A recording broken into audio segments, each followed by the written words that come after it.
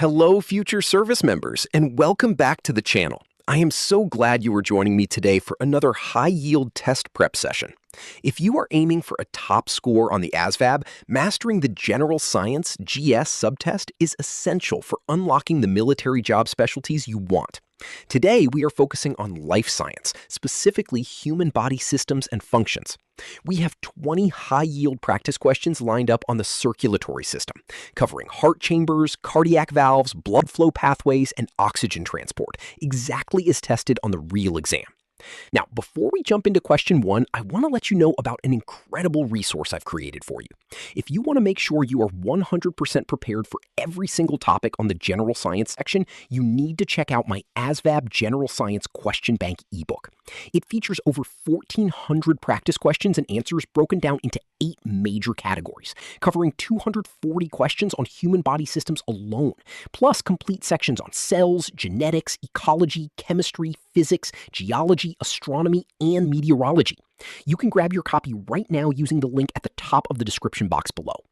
For today's video, try to answer each question before I reveal the answer.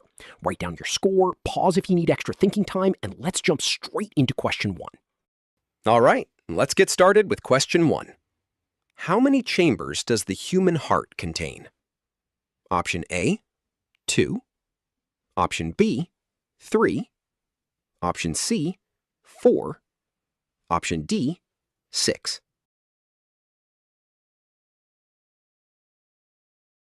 The correct answer is option C, 4.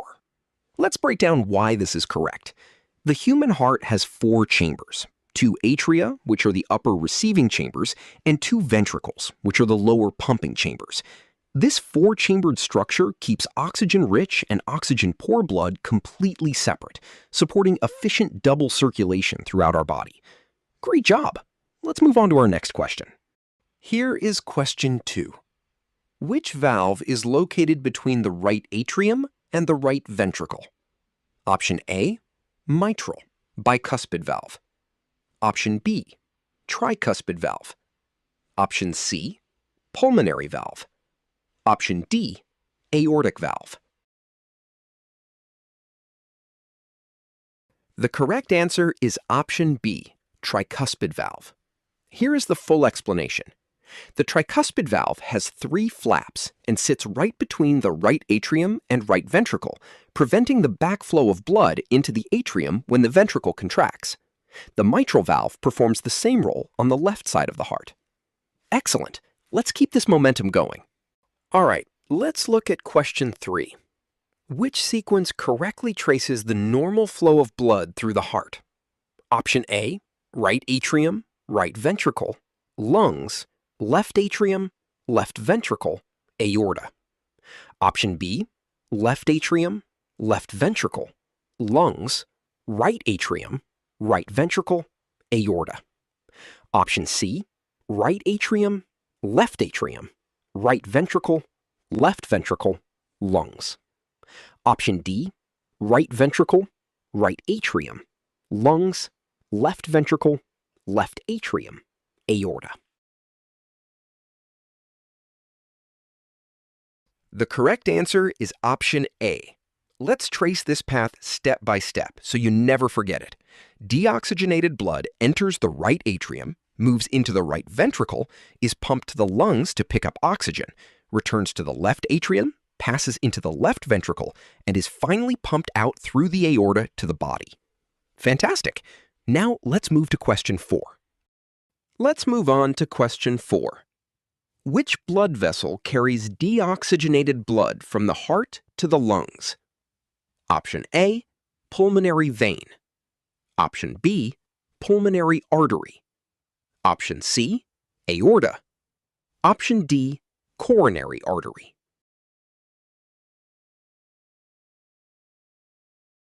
The correct answer is option B, pulmonary artery. Here's why this is so important to remember. The pulmonary artery is the classic exception to the rule that arteries carry oxygenated blood. It carries deoxygenated blood from the right ventricle to the lungs, where the blood picks up oxygen. Very good. Let me take you to question 5. All right, let me show you question 5. Which vessel is the exception among veins because it carries oxygenated blood? Option A, superior vena cava. Option B, inferior vena cava. Option C, pulmonary vein. Option D, jugular vein.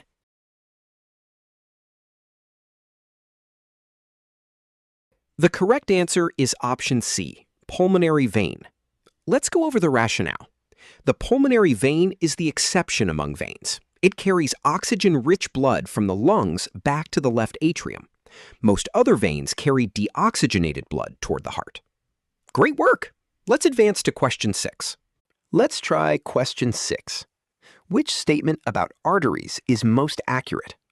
Option A, arteries always carry oxygenated blood. Option B, arteries carry blood toward the heart. Option C, arteries carry blood away from the heart. Option D, arteries carry blood at low pressure.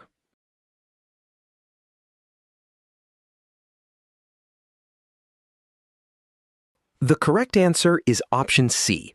Arteries carry blood away from the heart. Here is why option C is the most accurate statement. Arteries are defined by direction. They carry blood away from the heart, usually under high pressure. Most arteries carry oxygenated blood, but the pulmonary arteries and umbilical arteries carry deoxygenated blood. Now let's move on to question 7. Let's move ahead to question 7. Which is the largest artery in the human body? Option A, pulmonary artery. Option B, carotid artery. Option C, aorta. Option D, femoral artery.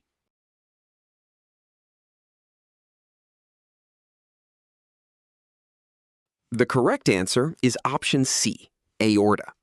Let's review the detail. The aorta is the largest artery in the body. It originates from the left ventricle and branches to deliver oxygenated blood to all parts of the body except the lungs. Excellent. Let's move right along to question 8. All right, let's see. Question 8. Which vessels are the largest veins returning deoxygenated blood to the heart? Option A, pulmonary veins. Option B, jugular veins. Option C, superior and inferior vena cava. Option D, coronary veins.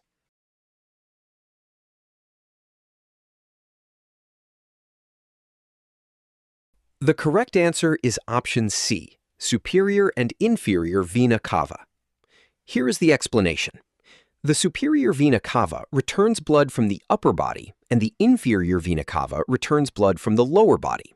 Together, they are the largest veins and deliver deoxygenated blood to the right atrium. Awesome. Let's proceed to question 9. Let's move on to question 9. In which vessels does the exchange of oxygen, carbon dioxide, nutrients, and wastes occur between blood and tissues? Option A, arteries. Option B, arterioles. Option C, capillaries. Option D, veins.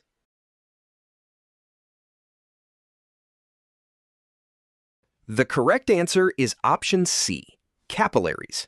Let's look at why. Capillaries are the smallest blood vessels, with walls only 1 cell thick, which allows diffusion of gases, nutrients, and wastes between blood and surrounding cells. They form networks connecting arterioles and venules. We are almost halfway through. Let's move to question 10. All right, let's tackle question 10.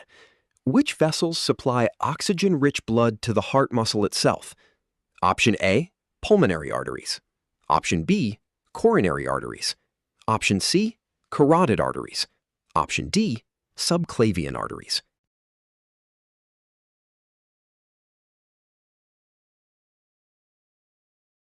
The correct answer is option B, coronary arteries. Here is the full explanation. The coronary arteries branch off the ascending aorta and supply the myocardium, heart muscle, with oxygenated blood. Blockage of these vessels can lead to a heart attack. Great job completing the first half. Let me lead you into question 11. Let's look at question 11. Which protein in red blood cells is responsible for transporting oxygen? Option A, albumin. Option B, fibrinogen. Option C, hemoglobin. Option D, myosin.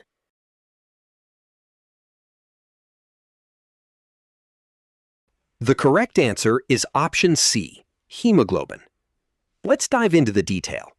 Hemoglobin is an iron-containing protein in red blood cells that binds oxygen in the lungs and releases it to tissues. About 98% of the oxygen in blood is carried bound to hemoglobin. Wonderful. Now let's check out question 12. All right, let's move to question 12. A mature red blood cell is unique because it: option A, has multiple nuclei. Option B, lacks a nucleus. Option C, contains many mitochondria. Option D, reproduces by mitosis.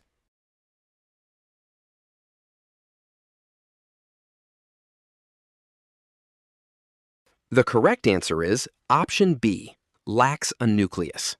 Here is why option B is correct. Mature red blood cells, erythrocytes, lack a nucleus and most organelles, which maximizes space for hemoglobin and increases oxygen carrying capacity. They survive roughly 120 days before being removed by the spleen and liver. Keep up the great work. Let me take you to question 13. Let's move on to question 13. Which component of blood is primarily responsible for clotting? Option A, red blood cells. Option B, white blood cells. Option C, platelets. Option D, plasma.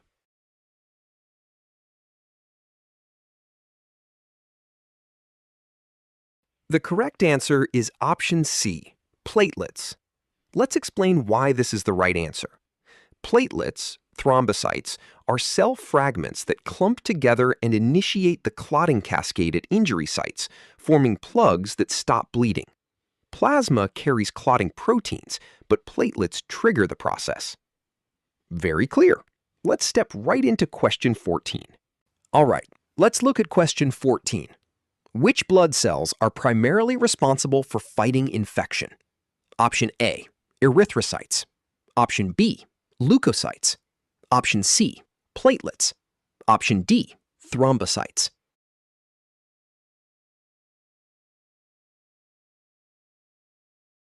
The correct answer is option B, leukocytes. Here is the full rationale. Leukocytes, white blood cells, are the body's primary defense against infection. They include neutrophils, lymphocytes, monocytes, eosinophils, and basophils, each playing a distinct role in immunity. Awesome job! Let's move forward to question 15. Let's try question 15. What is the liquid portion of blood called? And approximately what percentage of total blood volume does it represent? Option A, serum, about 25%. Option B, plasma, about 55%. Option C, plasma, about 90%. Option D, lymph, about 45%.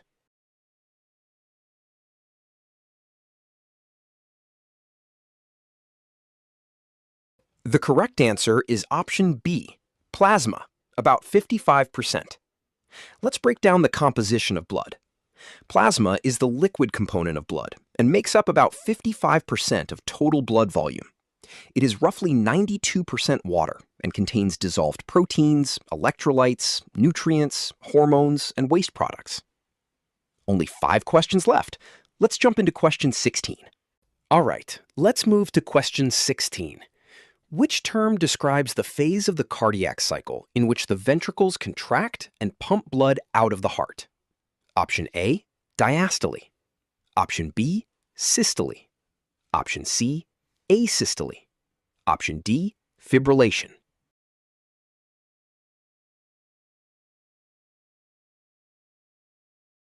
The correct answer is option B, systole. Let's review these cardiac cycle terms. Systole is the contraction phase, when the ventricles pump blood into the aorta and pulmonary artery. Diastole is the relaxation phase, when the chambers fill with blood between beats. Spot on. Let's move on to question 17. Let's examine question 17. Which structure is known as the heart's natural pacemaker? Option A, atrioventricular, AV node. Option B, sinoatrial, SA node. Option C, bundle of His. Option D, Purkinje fibers.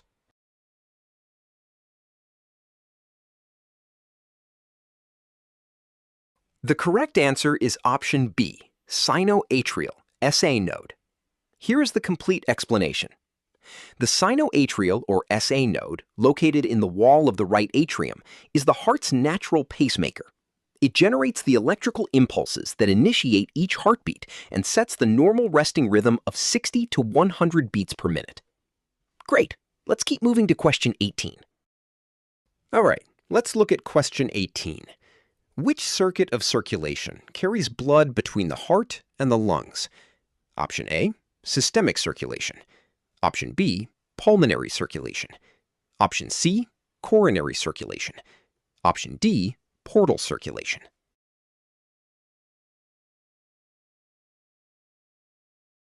The correct answer is option B, pulmonary circulation. Let's review the pathways. Pulmonary circulation carries deoxygenated blood from the right ventricle to the lungs via the pulmonary artery and returns oxygenated blood to the left atrium via the pulmonary vein. Systemic circulation, by contrast, carries blood between the heart and the rest of the body. Almost at the finish line.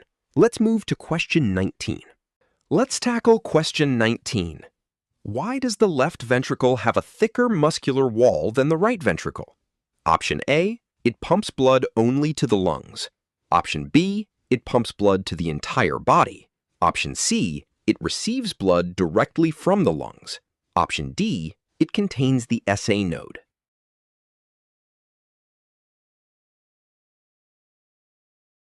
The correct answer is option B. It pumps blood to the entire body. Here is why the anatomy works this way.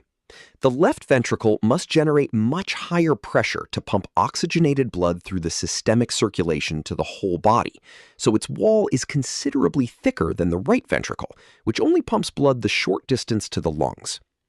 Fantastic. Now let's move to our final question, question 20. Here is our 20th and final question of the session.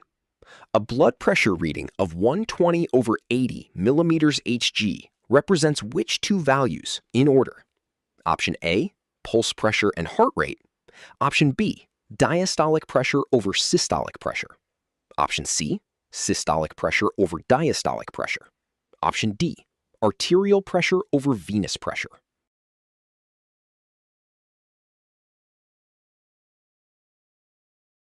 The correct answer is option C, systolic pressure over diastolic pressure. Let's break down blood pressure readings.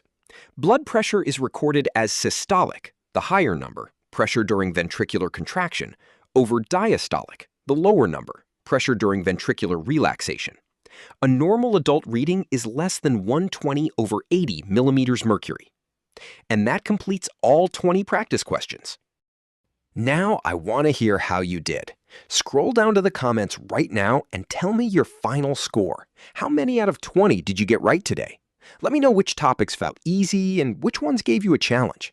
And remember, if you want to test yourself on all 1,400 plus practice questions across biology, chemistry, physics, and earth science, click the link in the description box below to grab the ASVAB General Science Question Bank ebook today. It is one of the best tools you can use to boost your AFQT score. If this video brought you value, please smash that like button and hit subscribe so you don't miss any of our test prep sessions. In our very next ASVAB General Science video, we are continuing our breakdown of human body systems by tackling the nervous system, where we'll test your knowledge on the brain, the spinal cord, and how neurons transmit signals throughout the body. You definitely don't want to miss it. Keep working hard, stay dedicated to your prep, and I will see you in the next session.